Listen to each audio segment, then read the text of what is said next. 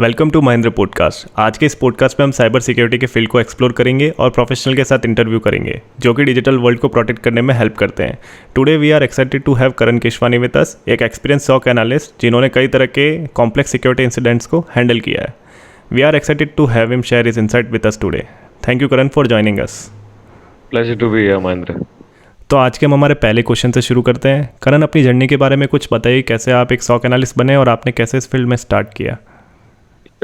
तो as a starting मैंने network engineer से किया था एंड उसके बाद मैंने एथिकल हैकिंग के बारे में स्टडीज़ की, उसके कोर्सेज किए, सर्टिफिकेशंस किए एंड सेल्फ लर्निंग की। एंड उसके बाद मुझे बहुत इंटरेस्ट था ब्लू टीम में। सो आई वांटेड टू लर्न कि ब्लू टीम में किस तरीके से वर्क होता है, किस तरीके से उसका वर्क फ्लो होता है। तो उसके पूरे ओवरव्यू के कॉन्सेप्ट्स मैंने क्लियर किए, बेसिक कॉन्सेप्ट्स क्लियर किए एंड उसके बाद मैं एक कंपनी थी जो कि ब्लू टीम्स को हायर कर रही थी एंड मैंने उसमें अप्लाई किया। सो उसमें अप्लाई करने के बाद मेरे को ट्रेनिंग्स दी गई, जैसे कि N+ की ट्रेनिंग, S+ की ट्रेनिंग एंड जो टूल्स हम लोग यूज़ करते हैं सॉक के लिए, उस टूल का मेरे को ओवरव्यू दिया गया कि किस तरीके से टूल का वर्कफ्लो है, यूज़र मैनुअल है। तो वो सब चीज़ें हमने पूरा कंप्लीट किया था। तो आपका ट्रेनिंग पीरियड ऐसा कुछ फिक्स्ड होता है, 6 मंथ और 12 मंथ्स ऐसा कुछ? ट्रेनिंग पीरियड 6 मंथ का होता है बट ऑलमोस्ट ट्रेनिंग्स कंप्लीट हो जाती है। लाइक जो पर्सन्स है जो कि बहुत जल्दी कैचअप कर लेते हैं सब चीज़ें, तो प्रॉबेबली 3 मंथ्स के अंदर कंप्लीट हो ही जाता है। बट कुछ ही बंदे होते हैं ऐसे जिसको 6 मंथ ले लेता है, बाकी ऑलमोस्ट 3 मंथ्स के अंदर ट्रेनिंग पूरी कंप्लीट हो जाती है। वो डिपेंड करता है कि person to depends person on the capacity. Person. Exactly. तो ये एक तरह से आपको बेसिक टू एडवांस पूरा आपका कवर करवाता है कंटेंट। यस। तो आपको डायरेक्ट क्लाइंट मैनेज करने को दिए जाते हैं या आपसे पहले कुछ टास्क परफॉर्म करने होते हैं या आपको अपनी एबिलिटी शो करनी होती है? हाँ, हमको पहले पूरी एबिलिटी शो करनी रहती है। जैसे कि फर्स्ट मुझे अगर टास्क दिया गया N+ के रिगार्डिंग, तो N+ के रिगार्डिंग जितने भी उन लोगों ने टास्क दिए, थ्योरेटिकल क्वेश्चंस दिए, उन सब के मेरे को उनको एक वाइवा टेस्ट टाइप होता है। उनको वो लोग क्वेश्चंस पूछेंगे, हमको उस चीज़ के आंसर देने पड़ेंगे। अगर इफ आई एम केपेबल कि ये सब मेरा आंसर्स करेक्ट है, सब मेरे कॉन्सेप्ट्स क्लियर है, देन आफ्टर मैं S+ के लिए जंप होऊंगा। सेम एस S+ के लिए भी, S+ के लिए भी मेरे कॉन्सेप्ट्स क्लियर है। उसके बाद मैं टूल का मेरे को वो लोग ओवरव्यू देंगे कि किस तरीके से टूल वर्क करता है, और मैं फुल्ली जब टूल्स का ओवरव्यू मेरे को आ गया कि टूल का ओवरव्यू ऐसा है, ये कंपोनेंट इस तरीके से काम करता है, उसके बाद डिप्लॉय करते हैं कि ये जो पर्सन है एलिजिबल है सॉक के लिए काम करने के लिए as a SOC analyst. That was a interesting journey. Yes. तो हमारा अगला क्वेश्चन है, क्या होता है सॉक? आप इसके बारे में कुछ बता सकते हैं? हाँ, sure. SOC is a security operation centre, जिसके अंदर हम क्लाइंट्स के जितने भी डिवाइसेस है, उनका जो एनवायरनमेंट है, वो हम सब इंटीग्रेट करते हैं हमारे सिम टूल के साथ, जैसे सॉक टूल।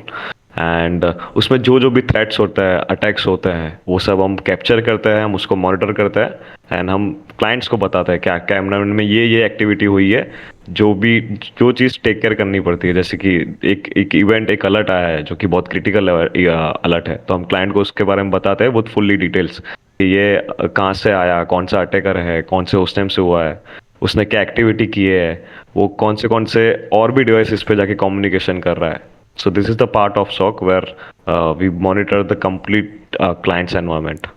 तो बेसिकली ये एक डिफेंस लेवल का सिस्टम हो गया जिसके अंदर कि आप as a defence level work कर रहे हो। तो आप रिमीडिएशन भी करते हो या ये क्लाइंट साइड का रहता है कि रिमीडिएशन पार्ट? नहीं, रेमिडिएशन पार्ट लाइक जो उनको चेंजेस करने रहते हैं वो क्लाइंट करता है, पर हम उनको एक डिस्क्रिप्शन देते हैं कि उनका उसको रोकने के लिए कि क्या मिटिगेशन होता है, क्या स्टेप्स होते हैं, वो हम उन लोग को बताते हैं। और देन जो भी चेंजेस रहते हैं डिवाइस साइड से, वो क्लाइंट कर सकता है क्योंकि वो एक्सेस उन लोग के पास होता है। फॉर एग्जाम्पल, आपके क्लाइंट पर कोई लाइव अटैक परफॉर्म हो रहा है, तो उस केस में आप कैसे उसको ब्लॉक करते हैं? Okay, so thank you for asking me this question. So इसमें कैसा रहता है कि हम जो भी अटैक होता है, तो हम उसको लाइक फायरवॉल लेवल से चेक करते हैं। ऑब्वियसली जब कोई भी कम्युनिकेशन रहेगा, पब्लिक कम्युनिकेशन रहेगा, तो फायरवॉल पे डिटेक्ट होता है। तो हम उसका डिवाइस सेक्शन चेक करते हैं वेदर उस आईपी को फायरवॉल अलाउ करता है या ब्लॉक करता है। इफ ब्लॉक करता है तो कुछ एक्शन लेने की जरूरत नहीं है, जो कि ऑलरेडी आईपी ब्लॉकिंग स्टेट में है। बट इफ अलाउ स्टेट में, then we do the deep down analysis कि वो और कौन से डिवाइसेस पे जाके कम्युनिकेट कर रहा है, and after that we make a report and वो चीज़ हम क्लाइंट को शेयर करते हैं कि इस आईपी से कम्युनिकेशन हुआ है और ये चीज़ें उसने डिवाइसेस पे की है इंफॉर्मेशन गैदरिंग के लिए। तो बेसिकली इम्प्लीमेंटेशन जो है वो प्रॉपर होना चाहिए, उसमें कोई ऐसा एग्जैक्टली इश्यूज़ नहीं होना चाहिए। एग्जैक्टली। क्या रोल होता है एक सॉक एनालिस्ट का ऑर्गेनाइजेशन के सिक्योरिटी ऑपरेशंस में? जैसे कि आप एज अ L2 वर्क कर रहे हो, तो क्या है L1, L2, L3? Basically L one का टास्क ये रहता है कि मॉनिटरिंग करना, जितने भी लाइव अलर्ट्स आते हैं वो लोग उसको मॉनिटर करते हैं और उसको एनालिसिस करते हैं कि वेदर कौन सा फॉल्स पॉजिटिव है और कौन सा ट्रू पॉजिटिव है। तो जितने भी ट्रू पॉजिटिव इवेंट्स है वो उसका एक टेम्पलेट बनाते हैं फुल इन्फॉर्मेशन के साथ कि कौन सा सोर्स एड्रेस है, उस सोर्स एड्रेस ने क्या एक्टिविटी की है। उसके बाद वो जो टेम्पलेट है वो L2 के पास आता है for the verification part, and then वो कंप्लीटली वेरीफाई होता है, जितनी भी एनालिसिस उस पर कंप्लीटली L1 ने की है एज वेल एज L2 ने भी जो डीप डाउन एनालिसिस किया है, और उसके बाद हम लोग क्लाइंट को टिकट रेस करते हैं, और जो फॉल्स पॉजिटिव होते हैं हम उसका सप्रेशन करते हैं हमारे टूल के अंदर।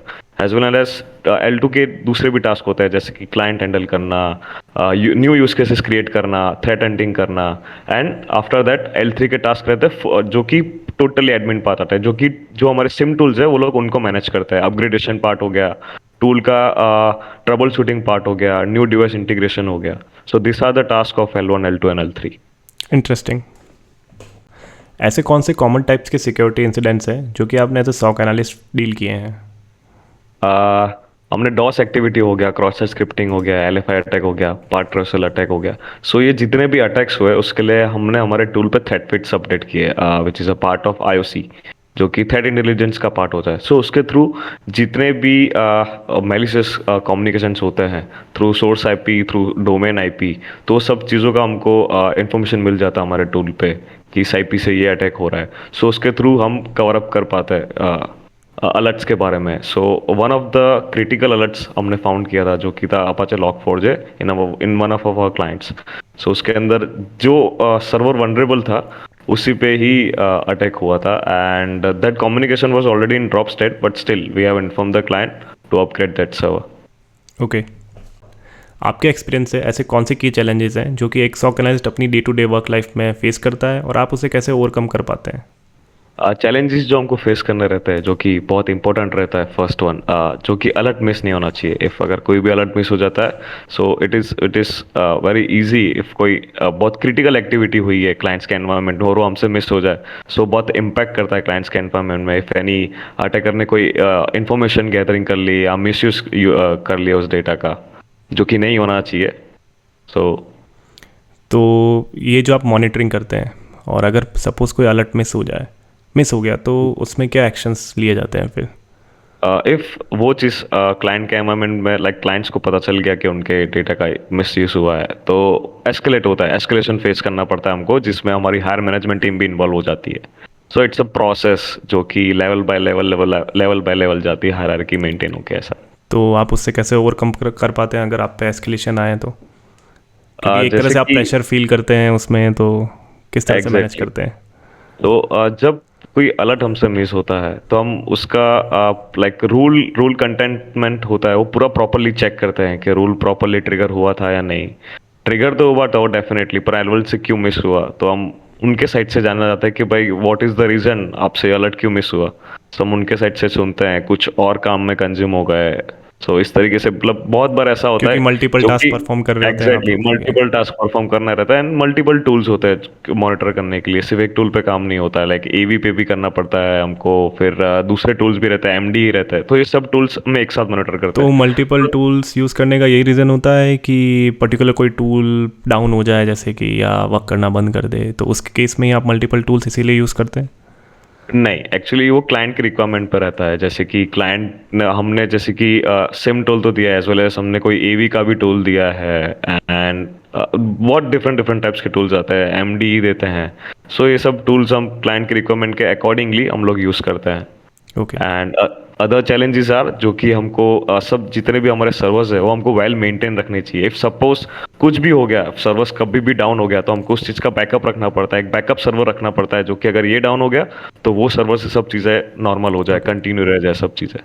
तो लोड बैलेंसर जैसी चीज़ें और बैकअप सर्वर, ये सब होना ज़रूरी है। Exactly exactly. सॉक पूरी तरह से ऑटोमेशन पर बेस्ड होता है या उसमें मैनुअल अप्रोचेस भी होते हैं? इसमें अगर देखा जाए तो दोनों चीज़ें रहती है। जो कि ऑटोमेशन करने के लिए हमको सब वर्कफ्लोज क्रिएट करने पड़ते हैं जो कि मैन्युअल रहते हैं। सो जो तुम वर्कफ्लोज क्रिएट करोगे, एज एन एग्जांपल मैं बेस्ट एग्जांपल देता हूँ जो कि सोर है, which is a security orchestration automation and response. So वो चीज़ क्या करता है कि आपको जब भी कुछ आईपी ब्लॉक करना पड़ता है या डोमेन ब्लॉक करना पड़ता है। अगर सपोज एक क्लाइंट ने बोला कि भाई मेरा फायरवॉल है, वो मैं तुमको देता हूँ, तुम ही लोग परफॉर्म करो, आईपी डोमेन वो सब तुम खुद ही ब्लॉक करो, क्योंकि तुम लोग ही आइडेंटिफाई कर रहे हो कि कौन सी आईपी मेलिसिस है और कौन सा डोमेन मेलिसिस है। ठीक है।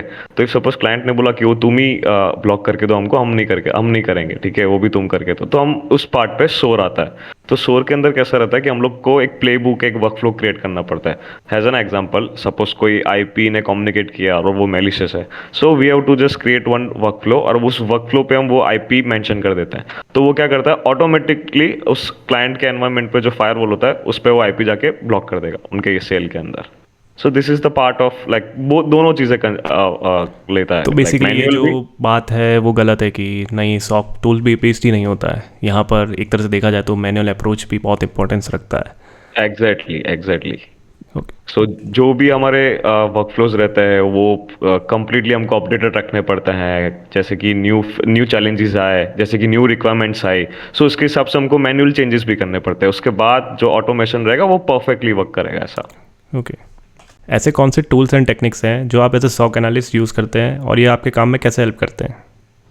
ओके, सो इसमें हम लोग जैसे कि मल्टीपल टूल्स का यूज़ करते हैं। जैसे कि नेटवर्क पार्ट के लिए हम टूल यूज़ करते हैं जो कि पीआरटीजी हो गया, and for the monitoring purpose and for the alert detection हम लोग यूज़ करते हैं ESM, Splunk, and for the end point के लिए हम लोग यूज़ करते हैं MD, ESET as well as trend micro. So this are the tools जो कि हम यूज़ करते हैं। एंड टेक्निक्स, सब टूल्स के टेक्निक्स अलग अलग रहती है, सबका ओवरव्यू अलग अलग रहता है, सबकी वर्किंग अलग अलग रहती है। सो अकॉर्डिंगली हम इस तरीके से यूज़ करते हैं उसको। तो अगर मैं गलत नहीं हूँ तो टूल्स में कस्टमाइजेशन ऑप्शन भी होता है, जैसे कि अगर मैं एज अ सॉक वर्क करता हूँ तो मुझे वहाँ कस्टमाइजेशन ऑप्शन भी अवेलेबल रहेगा कि मैं अपने हिसाब से चेंजेस कर सकता हूँ या मैं अपनी एक वर्क फ्लो बना सकता हूँ उस टूल के अंदर, तो वो एग्जैक्टली डिटेक्ट करे। एग्जैक्टली हम तुम लाइक रूल्स क्रिएट कर सकते हो अकॉर्डिंगली। जैसे कि मान लो कि जो चीज़ माइट्री फ्रेमवर्क के अंदर नहीं है, जैसे कि क्लाइंट की एक न्यू रिक्वायरमेंट आ गई कि भाई मेरे को इस ये चीज़ इस तरीके से नहीं, इस तरीके से करके दे, जो कि कंप्लीटली चेंज है। सो एवरी टूल में कस्टमाइजेशन ऑप्शन इज देयर। सो तुम अपने हिसाब से, अपनी रिक्वायरमेंट के हिसाब से चेंजेस कर सकते हो। That's cool. सॉक को लेकर क्या मिसकंसेप्शन है? जैसे कि मैंने सुना है कि सॉक का काम सिर्फ टिकट्स जनरेट करने का होता है और उनको ऑटोमेटेड टूल्स प्रोवाइड कर दिए जाते हैं, टूल सारा काम करते हैं, उन्हें कुछ करना नहीं होता है, ये इतनी इंटरेस्टिंग जॉब नहीं है। तो आपका क्या मानना है इसमें? नहीं, इसमें ऐसा नहीं होता है। Okay, it's a myth. I know कि टिकट रेस करना रहता है, बट जो भी अलर्ट्स आते हैं उस पे पर्सन किस तरीके से एनालिसिस करता है वो सबसे बड़ा पार्ट है। इफ अगर अलर्ट आया तो आपका एनालिसिस क्या है? अगर मान लो कि किसी को एनालिसिस करना ही नहीं आता, तो फिर उसके लिए डेफिनेटली ये चीज़ रहेगा कि भाई वो बहुत बेकार काम है। बट जैसे कि उसको बहुत इंटरेस्ट है कि एक अटैक हुआ, उस अटैक में क्या क्या चीज़ें हुई, कौन सा पेलोड यूज़ हुआ, उसको हम किस तरीके से डिफेंड करेंगे। सो ये चीज़ें नॉलेजेबल है, जिससे हमको और भी नॉलेज मिलेगी, सब different different types of attacks को लेके है। और रही बात टूल्स की, तो टूल्स में ऐसा नहीं रहता है। जैसे कि टूल्स में बहुत सारी चीज़ें आती है, जैसे कि इंटीग्रेशन आ गया, जैसे कि मैंने आपको पहले बताया, रूल या पार्ट आ गया, रूल क्रिएशन आ गया, इंटीग्रेशन आ गया। तो जब तक आप पूरे टूल्स का आर्किटेक्चर ही नहीं समझोगे तो आपको कैसे मजा आएगी उस टूल पे काम करने की। जैसे कि मैं अभी कोई टूल पे काम कर रहा हूँ, अभी मेरे को कोई भी टास्क दे दिया, तो उस चीज़ से मैं अवेयर हूँ कि हाँ मेरे को ये चीज़ करनी है, तो मैं उसको बहुत जल्द से जल्द करके दूंगा। अगर मेरे को उस चीज़ के बारे में पता ही नहीं है कि ये चीज़ क्या होती है, बेसिक टास्क की मतलब बेसिक चीज़ें नहीं पता है उस टूल के बारे में, तो मैं क्या ही करूंगा उसमें टास्क, फिर तो डेफिनेटली मुझे बोरिंग जो भी लगेगा। तो या उसके लिए ईगर होना चाहिए सब चीज़ जानने बेसिकली के लिए। विदाउट इंटरेस्ट पॉसिबल नहीं है कि इसमें सीख, आप एग्जैक्टली जितना ज़्यादा सीखते जाओगे उतना ज़्यादा आपको वो होना चाहिए कि यार मैं कैसे डिफेंस कर सकता हूँ, डिफेंड करना है मुझे अटैक्स को लेके। तो एग्जैक्टली। मेरा मेन यही मोटो था इस क्वेश्चन को पूछने का, क्योंकि मुझे इस मिथ को क्लियर करना था, क्योंकि बहुत लोगों का ऐसा सोचना है कि सॉक में ऐसा सब होता है। तो मेरे हिसाब से इस क्वेश्चन के बाद बहुत लोगों की ऐसे ही जो है सोच वो क्लियर हो गई होगी। Exactly. So according according to my knowledge, जैसे कि मैंने एक टूल का पूरा पूरा आर्किटेक्चर क्लियर कर दिया, सब कंपोनेंट्स उसके टोटली पढ़ लिए, तो मेरे में और ईगर आ गया कि और कौन से टूल्स है जो कि किस तरीके से वर्क करते हैं। हर एक टूल का लाइक फ्लो सेम नहीं होता, हाँ। सबके अलग अलग होते हैं। तो इफ अगर आपने एक सीख लिया तो आपको और भी टूल्स जानने की बहुत इच्छा होगी, उसका आर्किटेक्चर पढ़ने की बहुत इच्छा होगी। सो इस तरीके से रहता है पूरा प्रोसेस। आप अपनी ऑर्गेनाइजेशन में सिक्योरिटी इंसिडेंट्स को मैनेज करने के लिए अदर टीम के साथ कैसे कोलैबोरेट करते हैं, जैसे कि IT/नेटवर्क और इंसिडेंट रिस्पॉन्स टीम? ओके, जैसे कि मैंने आपको प्रीवियसली मेंशन किया, हम लोग लाइव मॉनिटरिंग करते हैं।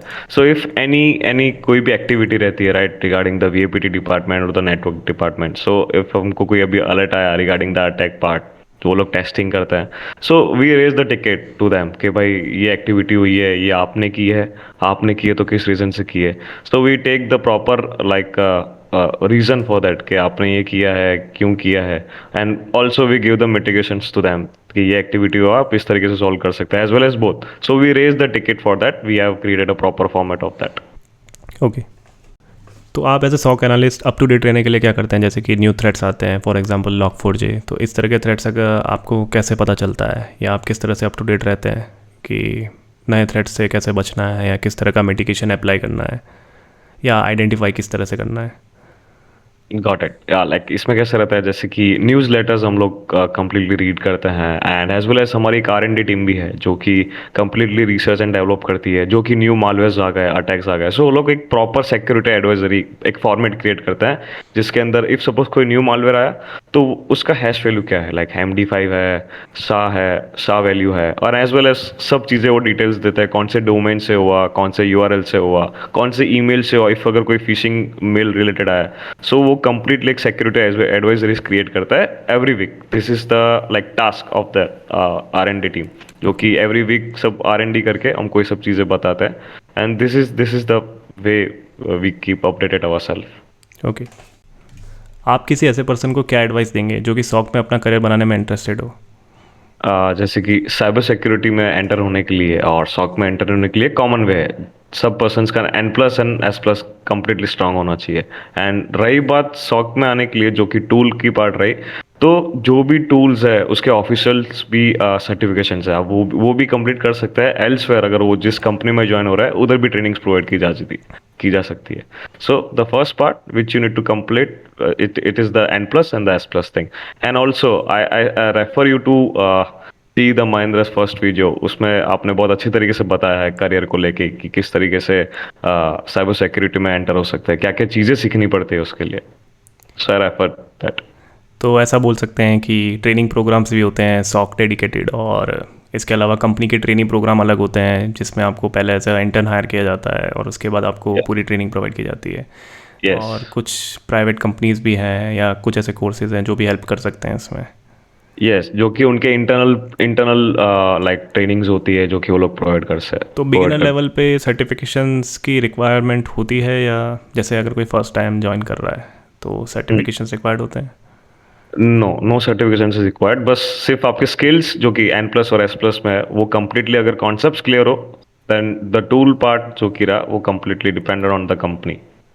जैसे आपके टाइम में शायद सर्टिफिकेशन इतने इंट्रोड्यूस नहीं थे, और अगर थे तो बहुत कॉस्टली थे, बट अभी जैसे ईलन सिक्योरिटी जैसी कंपनीज हैं जिन्होंने कुछ ऐसे सर्टिफिकेशन इंट्रोड्यूस किए हैं, तो आप क्या कहते हैं, सजेस्ट करते हैं एज उन सर्टिफिकेट्स के गो थ्रू करना?